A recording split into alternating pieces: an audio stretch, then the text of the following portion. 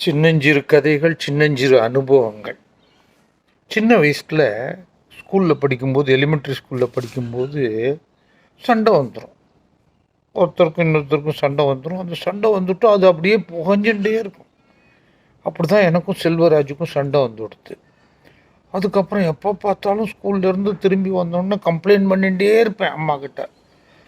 இப்படி பாருங்கம்மா, செல்வராஜ் இப்படி பண்ணாம்மா, அப்படி பண்ணாம்மா, அப்படி இப்படி நான் அதை பற்றி சொல்லிகிட்டே இருப்பேன். அம்மா சொல்லி சொல்லி பார்த்தா, டேய் அதெல்லாம் மறந்து விட்றா, அப்பப்போ மறந்துடணுண்டான்னு. அது நான் மறக்கவே முடியல. திரும்ப திரும்ப சொல்லிகிட்டே இருப்பேன் அதையே. அதுக்கப்புறம் ஒரு நாளைக்கு என்ன பண்ணால், எங்கள் அம்மா ஒரு வாழைப்பழத்தை ஒரு பேப்பர் கவரில் வச்சு, இதை பேகுக்குள்ளே வச்சுக்கோ, எடுக்கவே எடுக்கப்படாது அப்படின்னா.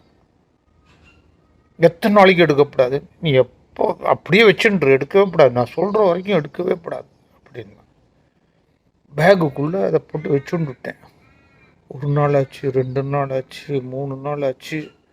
அதுக்கப்புறம் திடீர்னு ரொம்ப ஸ்மெல் அடிக்க ஆரம்பிச்சிடுது, நாத்தமான ஆரம்பிச்சிடுது. கிளாஸில் உட்காந்துருந்தா சார்லாம் கேட்குறாரு, எங்கே இருந்துடா ஸ்மெல் வருது இப்படியே அப்படின்ட்டு. நான் வாயை முடிண்டு அமுக்கமாக உட்காந்துருந்தேன், யார்கிட்டையும் சொல்லலை. பக்கத்தில் இருக்க ஸ்டூடெண்ட்ஸ் எல்லாம்டே உன் பேக்கில் இருந்து நாத்தம் வருதுடா அப்படின்னு. அப்புறம் சாயந்தரம் அம்மாட்ட இருந்து வந்து, அம்மா ரொம்ப நாடுறதும்மா என் பேகு அப்படின்னா. அப்போ அம்மா சொன்னால், இந்த பேக்லேருந்து அந்த வாழைப்பழம் அழுகி போயிடுத்து பற்றியா, அதை கொண்டு குப்பை தொட்டியில் போட்டுவிட்டு அப்படியே இந்த செல்வராஜை பற்றி திரும்ப திரும்ப தப்பாகவே நினச்சிட்டு பற்றியா, அந்த தாட்ஸையும் அந்த குப்பை தொட்டியில் போட்டுட்டு வந்துவிடு.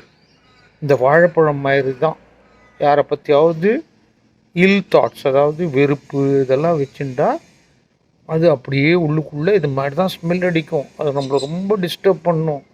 அதனால் இந்த அழுகின வாழைப்பழத்தை தூக்கி போடுற மாதிரி அப்பப்போ வீணாக போன தாட்ஸை தூக்கி போட்டுடணும். நன்றி மறப்பது நன்றன்று, நன்றல்லது அன்றே மறப்பது நன்றுன்னு வள்ளுவர் சொன்ன திருக்குறளையும் எனக்கு சொல்லி கொடுத்தார். Thank you, see you again, bye bye.